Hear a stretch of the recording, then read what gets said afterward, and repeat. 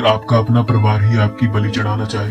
हम आज बात करने वाले हैं ऐसी ही एक मूवी के बारे में जिसका नाम है छोरी, जिसकी कहानी जानने के बाद आपके भी रोंगटे खड़े हो जाएंगे। कहानी की शुरुआत होती है साक्षी और हेमंत से। हेमंत पर कर्ज है और गुंडे उसके पीछे पड़े हैं। अपनी बीवी और अपने होने वाले बच्चे की जान बचाने के लिए हेमंत साक्षी को लेकर अपने पुराने ड्राइवर के गांव निकल जाता है। एक ऐसा गांव जो दुनिया से कटा हुआ है, जहाँ सिर्फ गन्ने के ऊंचे ऊंचे खेत। हेमंत और साक्षी एक ऐसे घर में रुकते हैं जो चारों तरफ से गन्ने के खेत से घिरा है। वहाँ उनकी मुलाकात होती है बड़ी माई से। बड़ी माई अजीब है। वो साक्षी को कुछ नियम बताती है। खेत में मत जाना, अकेले मत निकलना, सूरज ढलने के बाद घर के अंदर रहना।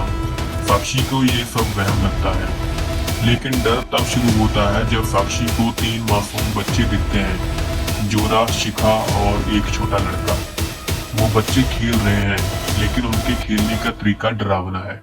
वो साक्षी को एक पुराने ट्रांजिस्टर देते हैं, जिसमें से सिर्फ पुराने अजीब गाने बजते हैं।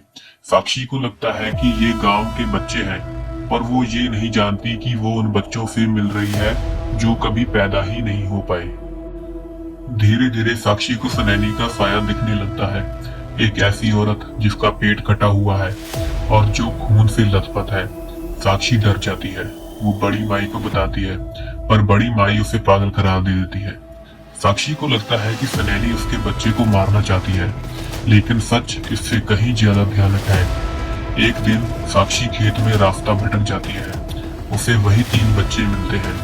वो उसे दिखाते हैं कि कैसे उन्हें जिंदा दफना दिया गया था। साक्षी को समझ आने लगता है कि इस घर में भूत नहीं, बल्कि यहाँ के लोग शैतान हैं। वो ट्रांजिस्टर सिर्फ गाने नहीं बजाता, वो सनैनी का दर्द सुनाता है। अब आता है फिल्म का सबसे बड़ा ट्विस्ट। बड़ी माई भूत नहीं है, वो असली शैतान है जो इस घर की परंपरा को जिंदा रखे हुए है। इस घर में हर पहली बहू को बलि चढ़ाया जाता है। क्यों? ताकि घर में बरकत रहे और छोरी यानी कि बेटी पैदा ना हो सके।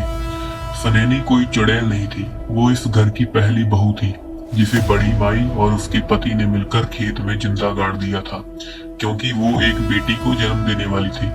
सनैनी का भूत दरअसल साक्षी को मारने नहीं, बल्कि उसे चेताने आया था कि भाग जाओ, वरना तुम्हारे बच्चे की भी बलि चढ़ा दी जाएगी। क्लाइमेक्स में साक्षी को उन 3 बच्चों के भयानक इम्तिहान से गुजरना पड़ता है। उसे 3 दिन और 3 रातें इस खेत में बितानी है।